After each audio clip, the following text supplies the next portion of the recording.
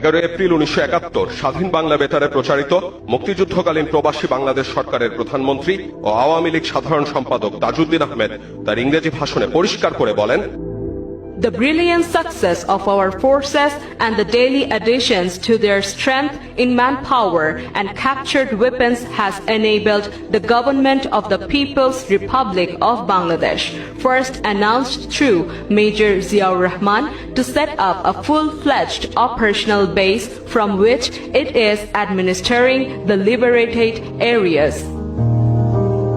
তাজউদ্দিনের ভাষায় মেজর জিয়াউর রহমান প্রথমে বাংলাদেশের স্বাধীনতা ঘোষণা দেন এবং সেখান থেকেই বাংলাদেশের মুক্ত অঞ্চলগুলো শাসিত হচ্ছে।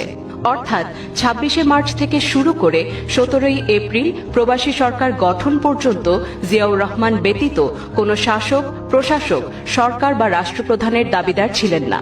জিয়াউর রহমানের স্বাধীনতার ঘোষণা ও পরবর্তীতে তার নেতৃত্বাধীন জেড ফোর্সের যুদ্ধকে স্টালিনগ্রেডের যুদ্ধের সঙ্গেও তুলনা করেন তাজউদ্দিন।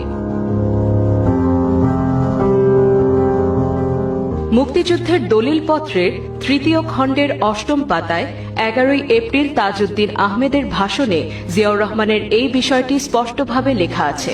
এছাড়া ভারতের সরকারি ওয়েবসাইটে বাংলাদেশ ডকুমেন্ট ভলিউম 1 বইটির ২৮৪ পাতায় তাজউদ্দিন আহমেদের পুরো ভাষণটি উল্লেখ করা হয়েছে।